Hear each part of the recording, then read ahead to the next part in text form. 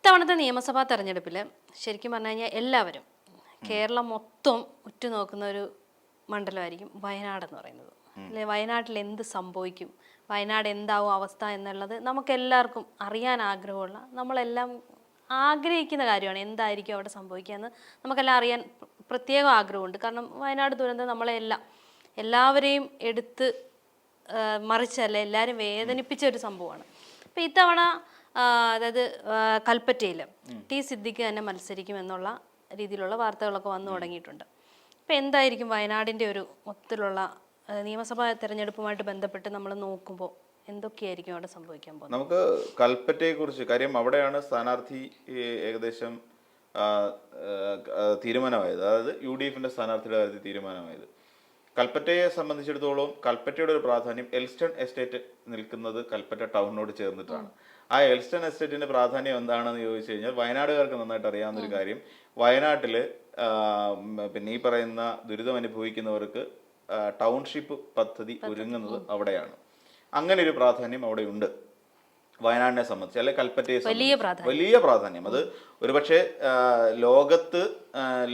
ലോകരാജ്യങ്ങളിൽ പോലും കേരളത്തിന്റെ ഒരു മാതൃക നടപ്പിലാക്കുകയാണ് എന്ന് വേണമെങ്കിൽ നമുക്കത് പറയേണ്ടി വരും. എൽസ്റ്റൺ എസ്റ്റേറ്റിലൂടെ അല്ലെങ്കിൽ ആ ടൗൺഷിപ്പ് പ്രോജക്റ്റിലൂടെ അവര് പലരും നിറകണ്ണുകളോടെ വിതുമ്പുന്നതൊക്കെ നമ്മൾ കണ്ടു ലോട്ടിലൊക്കെ. അപ്പം അവര് പിന്നെ എന്താ പറയാ, അവർ എല്ലാം നഷ്ടപ്പെട്ടു പോകുന്ന ഒരവസ്ഥയിൽ നിന്ന് തങ്ങൾക്ക് ഒരു വീട് കിട്ടുന്നു, അവർക്ക് ആവശ്യമായ കാര്യങ്ങളെല്ലാം കിട്ടുന്നു, കൈപിടിച്ചുയർത്തി ഒരു നാടിനെ റീബിൽഡ് ചെയ്യുന്നതിന്റെ ഉദാത്തമായ മാതൃകയാണ് ഇടതുപക്ഷ സർക്കാർ എൽസ്റ്റൺ എസ്റ്റേറ്റിൽ കാഴ്ചവെച്ചിരിക്കുന്നത് എന്നുള്ളത് നമുക്ക് സംശയലേശവനെ പറയാൻ സാധിക്കും. അതില് ഇപ്പം ടി സിദ്ദിഖിനെ സംബന്ധിച്ചിടത്തോളം ടി സിദ്ദിഖിന് ഇപ്പോൾ ഒരു വട്ടപ്പേര് വേണ്ടി ഞാൻ പറയാം സിദ്ദിഖ് എന്നാണ് ഇപ്പൊ എല്ലാവരും വിളിക്കുന്നത്. അപ്പൊ എന്തൊരു കാര്യമുണ്ട് ഞാൻ പറയാം എന്ന് പറഞ്ഞുകൊണ്ട് ഉള്ള ഒരു ഡയലോഗാണ് ടി സിദ്ദിഖ്. ശരിക്കും നമുക്കറിയാം, ഈ ഇടയ്ക്ക് കൈരളി ചാനലിന്റെ ഏതൊരു റിപ്പോർട്ടർ ചെന്നിട്ട് ഇതേത് രാഹുൽ മാങ്കൂട്ടത്തിന്റെ കേസിനെ കുറിച്ച് ടി സിദ്ദിഖിനോട് ചോദിക്കുന്നുണ്ട്. അപ്പൊ ടി സിദ്ദിഖ് ശബരിമല വിഷയമാണ് സംസാരിക്കുന്നത്. ചോദ്യം വേറെ, ഈ പാട്ട് തെക്കോട്ട് പോകുമ്പോൾ ഡാൻസ് വടക്കോട്ട് പോകുമെന്ന് പറയില്ല എന്ന് പറയുന്ന പോലെ ചോദ്യം തെക്കോട്ട് പോകുമ്പോൾ ഉത്തരം വടക്കോട്ട് പോവുക. ഈ രീതിയിൽ രാഹുൽ മാങ്കൂട്ടത്തിനെ കുറിച്ച് പറയുമ്പോൾ ഇത് സ്വർണ്ണക്കൊള്ള കേസ് മറ്റേത് മറിച്ചതെന്നൊക്കെ പറഞ്ഞിട്ട് ടി സിദ്ദിഖ് പോവുക. ടി സിദ്ദിഖിനെ സംബന്ധിച്ച് അദ്ദേഹം എന്ത് ചെയ്തു എന്നുള്ളതാണ് ഏറ്റവും വലിയ പ്രശ്നം. NM വിജയൻ എന്ന് പറയുന്ന ഒരാളുടെ മരണം, ആത്മഹത്യ, ആ ആത്മഹത്യയുമായി ബന്ധപ്പെട്ടുകൊണ്ട് അവർക്ക് കൊടുത്ത കരാറ് ഒരു ബിനാമി എന്ന് പറയാൻ പറ്റില്ല, ഒരു സഹായിയെ കൊണ്ട്, എനിക്കത് ഡ്രൈവറെ കൊണ്ട് അത് തിരിച്ചു മേടിപ്പിക്കുന്നു. ആ കരാറ് സണ്ണി ജോസഫിന് പഠിക്കാനാണെന്നും പറയുന്നുണ്ട് അത് എടുത്തുകൊണ്ട് പോകുന്നു, അത് മേടിച്ചുകൊണ്ട് പോകുന്നു. ഇങ്ങനെ തുടങ്ങി ഒരുപാട് പട്ടിക്കൽ പണികൾ അവിടെ നടത്തിയ ഒരാളാണ് ഈ പിന്നെ ടി സിദ്ദിഖ് എന്ന് പറയുന്ന നേതാവ്. പിന്നെ അവിടെ ടി സിദ്ദിഖിന് അനുകൂലമായ ഒരു ഘടകം, ഈ ശരിക്കും ലീഗിന് വലിയ പ്രാധാന്യമുള്ള ഒരു മണ്ഡലമാണ് കൽപ്പറ്റ എന്ന് മാത്രമല്ല വയനാട്. നമുക്കറിയാം, നമ്മുടെ പ്രിയങ്ക ഗാന്ധി വന്ന് മത്സരിക്കുമ്പോഴും രാഹുൽ ഗാന്ധി മത്സരിക്കുന്ന സമയത്തുമൊക്കെ അവിടെ മുസ്ലിം ലീഗുകാരുടെ അയിത്തം കൽപ്പിച്ചിരുന്നു എങ്കിൽ പോലും മുസ്ലിം ലീഗുകാർ നാണമില്ലാതെ ഈ പറയുന്ന പ്രിയങ്ക ഗാന്ധിയും വിജയിപ്പിച്ചിട്ടുണ്ട്, രാഹുൽ ഗാന്ധിയും വിജയിപ്പിച്ചിട്ടുണ്ട്. അപ്പം പിന്നെ രണ്ടുപേരെയും, രാഹുൽ ഗാന്ധിയെ 2 തവണയും കുഞ്ഞുമങ്ങള് ആയ പ്രിയങ്ക ഗാന്ധി ഒരു തവണയും അവിടെ മൃഗീയ ഭൂരിപക്ഷത്തിൽ വിജയിപ്പിക്കുന്നതിൽ ശരിക്കും പറഞ്ഞു കഴിഞ്ഞാൽ ഇവര് നന്നായിട്ട് പണിയെടുത്തിട്ടുണ്ട്. മുസ്ലിം ലീഗിന്റെ വോട്ടുണ്ട്, അവർക്ക് അയിത്തമാണ്. കോൺഗ്രസ് ഇപ്പം രാഹുൽ ഗാന്ധിക്ക് മുസ്ലിം ലീഗ് എന്ന് കേൾക്കുന്നതേ അയിത്തമാണ്. കാര്യം അവരുടെ മുത്തശ്ശനാണല്ലോ പണ്ട് ചത്ത കുതിരയെന്ന് മുസ്ലിം ലീഗിനെ വിശേഷിപ്പിച്ചത്, ജവഹർലാൽ നെഹ്റു. അപ്പം അതുകൊണ്ട് അങ്ങനെയുള്ള ഒരു മുസ്ലിം ലീഗ് നാണം കെട്ടും. ഇപ്പൊ ഈ പറയുന്ന പോലെ പിന്നെ രാഹുൽ ഗാന്ധിക്കും പ്രിയങ്ക ഗാന്ധിക്കും വോട്ട് ചെയ്യും, അത് സ്വാഭാവികമാണ്. അപ്പോൾ അങ്ങനെ ഒരു സാഹചര്യം അവിടെയുണ്ട്. അപ്പോൾ ലീഗിന്റെ വോട്ടുകൾ കൂടുതലും പ്രതീക്ഷയെ അർപ്പിച്ചുകൊണ്ടാണ് ശരിക്കും ഇങ്ങനെ ഒരു നീക്കം അവിടെ നടത്തിയിരിക്കുന്നത്. അതായത് ടി സിദ്ദിഖിനെ തന്നെ വീണ്ടും മത്സരിപ്പിക്കുക, അല്ലാതെ മത്സരിക്കാൻ വേണ്ട, അല്ലെങ്കിൽ ടി സിദ്ദിഖിന്റെ ഒരു വ്യക്തിപ്രഭാവം കൊണ്ട് മത്സരിപ്പിക്കാനോ അല്ലെങ്കിൽ ആ നാട്ടിൽ വരുത്തിയിട്ടുള്ള വികസന പ്രവർത്തനങ്ങളെ ഓർത്തിട്ട് ടി സിദ്ദിഖിനെ മത്സരിപ്പിക്കാനോ വേണ്ട ഒരു ഗുണവും ടി സിദ്ദിഖിനില്ല എന്നുള്ളതാണ് വാസ്തവം. പിന്നെ ഇത്തവണ ശ്രേയാംസ് കുമാർ തന്നെ മത്സരിക്കുമോ എന്നുള്ളതാണ്, LDFന് വേണ്ടിയിട്ട് ശ്രേയാംസ് കുമാർ മത്സരിക്കുമോ എന്നുള്ളതാണ് നമ്മൾ ഒരു ഇതുവരെ കിട്ടാത്ത. ഇതിനു മുമ്പ് LJDയിൽ വന്നിട്ട് UDFന് വേണ്ടി മത്സരിച്ചിട്ടുണ്ട്, അല്ല CPMന് വേണ്ടി, ഇടതുപക്ഷത്തിന് വേണ്ടി മത്സരിച്ചിട്ടുണ്ട്. ആ സമയത്തും ഏകദേശം ടി സിദ്ദിഖ് കഴിഞ്ഞ തവണ മത്സരിക്കുമ്പോൾ 5000 ചില്ലുവാനം വോട്ടിന്റെ ഭൂരിപക്ഷം മാത്രമാണ് സിദ്ദിഖിന് കിട്ടിയത്. അതിനു മുമ്പ് ശ്രേയാംസ് കുമാർ അവിടെ ഭരിച്ചിട്ടുണ്ട്. ഏകദേശം എനിക്ക് തോന്നുന്നു 2016 വരെ, 2006 മുതൽ 2016 വരെയുള്ളൊരു 2 ടേമുകൾ അവിടെ ഇടതുപക്ഷം തന്നെ ഭരിച്ചുകൊണ്ടിരിക്കുകയാണ്. 2021 മാത്രമാണ് ടി സിദ്ദിഖ് അവിടെ വീണ്ടും അല്ലെങ്കിൽ അവിടേക്ക് വന്നിട്ട് UDF-ന്റേതായ ഒരു കോട്ട പണിതുയർത്തിയത്. പക്ഷേ 2021 ടി സിദ്ദിഖ് ജയിച്ചെങ്കിൽ തന്നെയും ടി സിദ്ദിഖിന് പ്രത്യേകിച്ചൊരു അതിനുവേണ്ടി ഒന്നും ചെയ്യാൻ കഴിഞ്ഞില്ല. പിന്നെ തന്നെയല്ല, ജനങ്ങളെ പറ്റിക്കല്ലേ. ഇപ്പൊ കുന്നംപറ്റ എന്ന് പറയുന്ന സ്ഥലം, ആ സ്ഥലത്ത് പിന്നെ ഇപ്പോൾ ആകപ്പാടെ 300 ചില്ലുവാനം വീടാണ്, 230 വീടാണ് ശരിക്കും കോൺഗ്രസ് കേരളത്തിൽ പ്രഖ്യാപിച്ചത്. കോൺഗ്രസ് മാത്രമാണ്, UDF അല്ല പറയുന്നത്. ഇതിൽ 100 വീട് രാഹുൽ ഗാന്ധിയാണ് പ്രഖ്യാപിച്ചത്.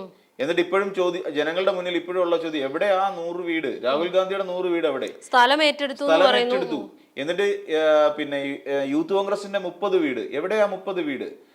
കോൺഗ്രസ്സുകാർ 100 വീട് പറഞ്ഞു. അപ്പൊ അങ്ങനെ മൊത്തം 230 വീടുകളാണ് ഇവരുടെ പ്രഖ്യാപനം അനുസരിച്ച് കേരളത്തിൽ നടപ്പിലാക്കേണ്ടത്, അല്ലെങ്കിൽ വയനാട് നടപ്പിലാക്കേണ്ടത്.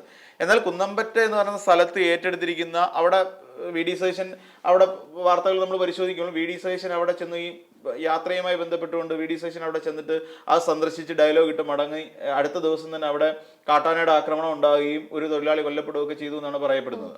അപ്പോൾ തന്നെയുമല്ല, അവിടെ നിരവധി തോട്ടം തൊഴിലാളികൾ, കാപ്പിത്തോട്ടം, ആ തോട്ടം തൊഴിലാളികൾ നിരവധി പേർ അവിടെ കാട്ടാന ആക്രമണത്തിൽ കൊല്ലപ്പെടുകയും ചെയ്തതാണ്. എന്നാ ചോദിക്കും, ഈ പറയുന്ന മലയോര മേഖലകളിലെ വന്യജീവി ആക്രമണങ്ങൾക്ക് സംസ്ഥാന സർക്കാർ പ്രതിരോധം ഏർപ്പെടുത്തേണ്ടതല്ലേ? അപ്പൊ കേന്ദ്ര വന നിയമം പരിഷ്കരിക്കട്ടെന്നേ, വന്യജീവി സംരക്ഷണ നിയമം അങ്ങോട്ട് പരിഷ്കരിക്കട്ടെ. ആ പരിഷ്കരണത്തിന് ആരാ ചെയ്യേണ്ടത്? കേന്ദ്ര സർക്കാർ ചെയ്യണം. കേന്ദ്ര സർക്കാരിലുണ്ടല്ലോ 10-18 MP-മാര് UDF-ന്റെ. എന്തുകൊണ്ട് ഇവരാരും ആ വിഷയം ഉയർത്താത്തത്? കേന്ദ്ര പിന്നെ വന നിയമം പരിഷ്കരിക്കണം, വന്യജീവി നിയമം പരിഷ്കരിക്കണമെന്ന് ആവശ്യപ്പെടട്ടെ. അപ്പൊ സംസ്ഥാന സർക്കാരിന് നീക്കം നടത്താൻ പറ്റും. അപ്പൊ അങ്ങനെ ഒരു കാര്യം കൂടിയുണ്ട്. അവിടെ കേന്ദ്രം ചെയ്യേണ്ട പല കാര്യങ്ങളും ചെയ്യേണ്ടതുണ്ട്. അതിന് പ്രഷർ ചെയ്യേണ്ടത് MP-മാരാണ്. വയനാട്ടിലെ MP-മാർ എന്ത് ചെയ്തു? വയനാട്ടിൽ 2 MP-മാരുണ്ട്. ശരിക്കും പറഞ്ഞാൽ രാഹുൽ ഗാന്ധി പറഞ്ഞു, ഞങ്ങൾക്ക് വയനാടുകാർക്ക് 2 MP-മാരുണ്ടെന്നാണ് രാഹുൽ ഗാന്ധി പ്രഖ്യാപിച്ചത്. ആ 2 MP-മാരുള്ള രാഹുൽ ഗാന്ധി എന്ത് ചെയ്തു? അവർ 100 വീട് പ്രഖ്യാപിച്ചിട്ട് എന്ത് ചെയ്തു? ഒന്നും ചെയ്തില്ലല്ലോ. എന്നിട്ട് ഏറ്റവും അവസാനം ടി സിദ്ദിഖ് പറഞ്ഞിട്ടിരുന്ന ഏറ്റവും ലോകം കണ്ടതിൽ വെച്ച് ഏറ്റവും വലിയ മണ്ടത്തര ഉടായിപ്പ് എന്തുവാ? രാഹുൽ ഗാന്ധി ഇടപെട്ട് കർണാടക സർക്കാരിനെ കൊണ്ട് 100 വീടിനുള്ള പൈസ അടപ്പിച്ചിട്ടുണ്ടെന്ന് പറയുന്നത്. 10 കോടി രൂപ ഇവിടെ അടപ്പിച്ചിട്ടുണ്ടെന്ന് പറയുന്നു.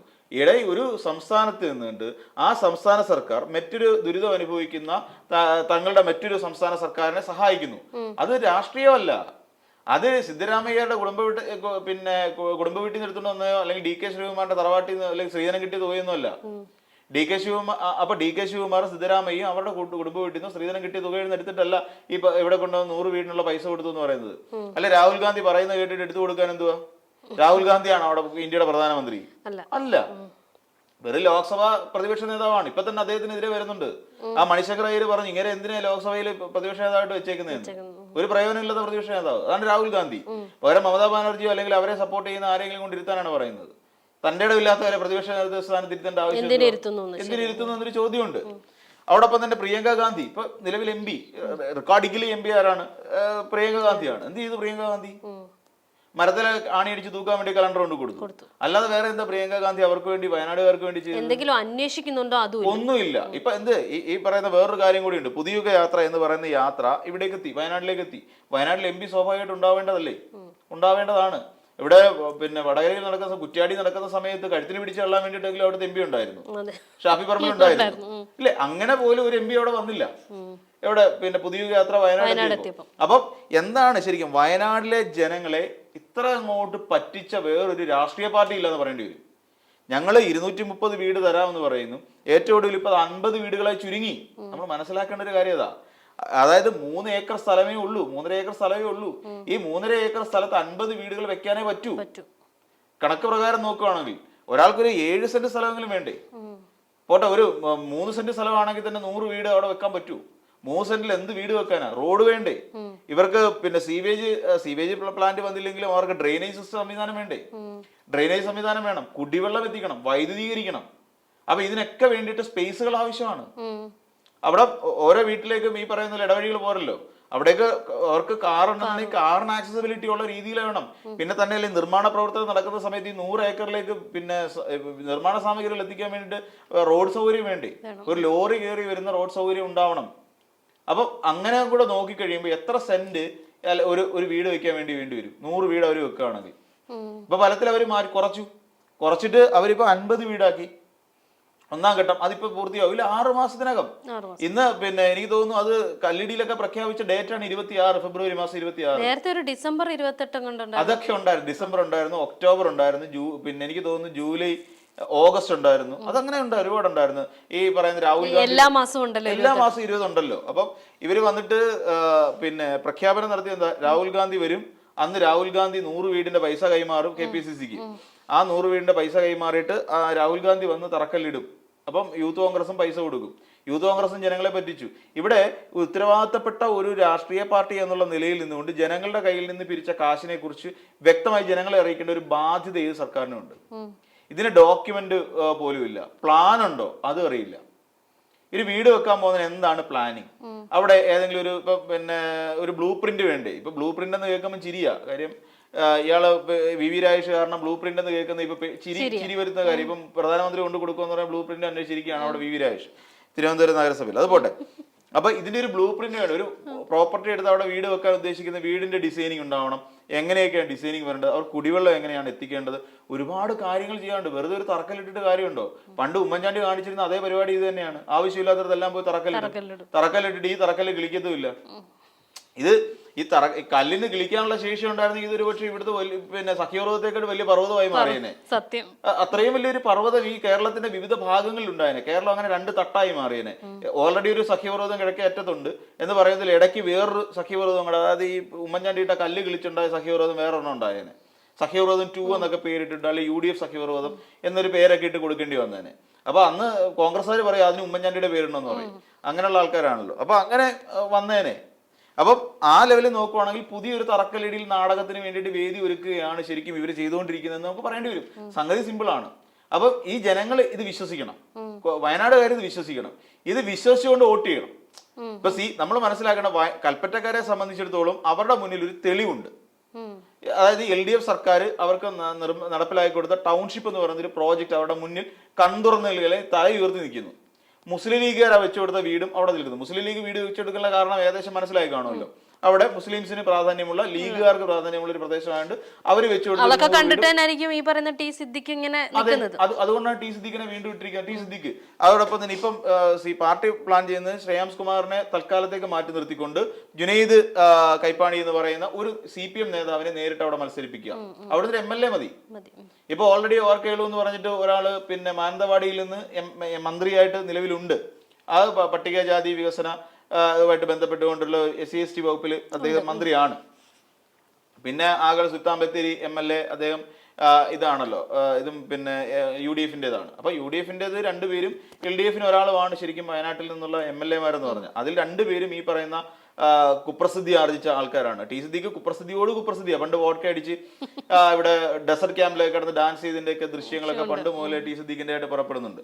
അപ്പൊ മറ്റൊരാള് സംബന്ധിച്ച് NM വിജയന്റെ മരണവുമായി ബന്ധപ്പെട്ടുകൊണ്ട് നിൽക്കുന്ന ND പാപ്പച്ചൻ അടക്കമുള്ള കുറേയധികം ആൾക്കാരുമായി ബന്ധപ്പെട്ടുകൊണ്ട് ഒരു ഉപജാപക വൃന്ദമായി അവിടെ പ്രവർത്തിച്ചുകൊണ്ടിരിക്കുന്നു. NM വിജയനെ പോലൊരു കോൺഗ്രസ്സുകാരന്റെ ആത്മഹത്യയിലേക്ക് നയിക്കുന്ന തരത്തിൽ അവിടെ എന്താ പറയുക, നിയമന തട്ടിപ്പ് സഹകരണ സ്ഥാപനങ്ങളിലേക്ക് അതും നടത്തിയിരിക്കുന്ന UDF ആണ്. അപ്പൊ UDF-ന് വയനാട് എന്ന് പറയുന്ന മണ്ഡലത്തിൽ അത്ര നല്ല ഇമേജ് ഒന്നും ഇല്ല നിലവിലത്തെ സാഹചര്യത്തിൽ. ഇനിയിപ്പോൾ വീട് ഒരു 6 മാസത്തിനൊക്കെ വെച്ചു കൊടുക്കുമെന്ന് പറയുന്നു. ആദ്യം തറക്കല്ലിടിയിൽ കഴിയട്ടെ, എന്നിട്ട് ബ്ലൂ പ്രിന്റ് ഒക്കെ വരട്ടെ. അത് കഴിഞ്ഞിട്ട് നമുക്ക് ഈ 6 മാസം പറയാം. അപ്പൊ തന്നെയല്ല, വേറൊരു കാര്യം കൂടി ഉണ്ട്. അവിടെ ഇപ്പം 400 വീടുകൾ മതി അവിടുത്തെ ആൾക്കാർക്ക് താമസിക്കാൻ വേണ്ടിയിട്ട്. 400 ജില്ലയിലെ ആൾക്കാർ മാത്രമേ ഉള്ളൂ വീടിന് വേണ്ടി. ബാക്കിയുള്ളവരൊക്കെ മാറി വേറെ പൈസയും മേടിച്ചിട്ട് പോയിട്ടുണ്ട്. ബാക്കി 400 ചില്ലുവാനം വരുന്ന ആൾക്കാർക്ക് വീട് വെച്ച് കൊടുക്കണം. അതിൽ ഇപ്പൊ സർക്കാർ വെക്കുന്ന വീടുകൾ ഇപ്പൊ 175 വീടുകൾ ഇപ്പൊ ഓൾറെഡി കൊടുത്തു കഴിയും. പിന്നെ എവിടെ ആർക്ക് താമസിക്കാനാണ് ഈ വീട്? ഇപ്പം 100 വീട് 230 വീടൊക്കെ UDF വെച്ചു കൊടുക്കുന്നതെന്ന് ആർക്കും അറിയത്തില്ല. അതിന്റെ ഗുണഭോക്താക്കളെ ഇതുവരെ കണ്ടെത്തിയിട്ടില്ല. ആർക്കൊക്കെയാണ് വീട് കൊടുക്കേണ്ടതെന്നുള്ള കാര്യത്തിൽ യാതൊരു തീരുമാനമായിട്ടില്ല. അതിന്റെ പ്ലാനോ പദ്ധതിയോ ഒന്നും ആയിട്ടില്ല. അവിടെ കുറച്ച് ദിവസം ആൾക്കാർ വന്ന് 3-4 പണിക്കാരെ നിർത്തിക്കൊണ്ട് ഈ 3.5 ഏക്കർ 4 പണിക്കാർ ഇരുന്നുണ്ടല്ലോ മെഷീൻ വാൾ വെച്ച് കട്ട് ചെയ്തുകൊണ്ടിരിക്കുക പലതും. അത് മാത്രം നടന്നുകൊണ്ടിരിക്കുന്നത്. ഇനിയും കുറച്ച് സ്ഥലം തൂമ്പകഞ്ചി കളച്ചിട്ട് കുറച്ച് സ്ഥലം കണ്ടെത്തി അവിടെ ഒരു കുഴി ഒഴിച്ചിട്ട് കല്ലിട്ടിട്ട് തറക്കല്ലിടിയിൽ മഹാമഹം എന്ന് പറഞ്ഞിട്ട് കുറച്ച് പൈസ അതിന്റെ പേര് പൊടിക്കുകയും ചെയ്യുക എന്നുള്ളതിനപ്പുറത്തേക്ക് വേറൊന്നുമില്ല. അതുകൊണ്ട് ടി സിദ്ദിഖ് ലീഗിന്റെ വോട്ട് കൊണ്ടാണെങ്കിൽ ടി സിദ്ദിഖ് ജയിക്കാനുള്ള സാധ്യതയുണ്ട്. അതേസമയം അവിടുത്തെ വികസന പ്രവർത്തനങ്ങളും അതോടൊപ്പം തന്നെ സർക്കാർ ടൗൺഷിപ്പ് ഉൾപ്പെടെയുള്ള തലയുയർത്തി നിൽക്കുന്ന പ്രോജക്റ്റുകൾ കണ്ടിട്ട് ഉള്ള ഒരു നീക്കമാണ് നടക്കുന്നതെങ്കിൽ അവിടെ വയനാട്ടിൽ കൽപ്പറ്റയിൽ ടി സിദ്ദിഖിനെ കൽപ്പറ്റക്കാർ നന്നായിട്ട് ഭംഗിയായി തേച്ചൊട്ടിക്കുക എന്നുള്ള തീരുമാനമാണ്.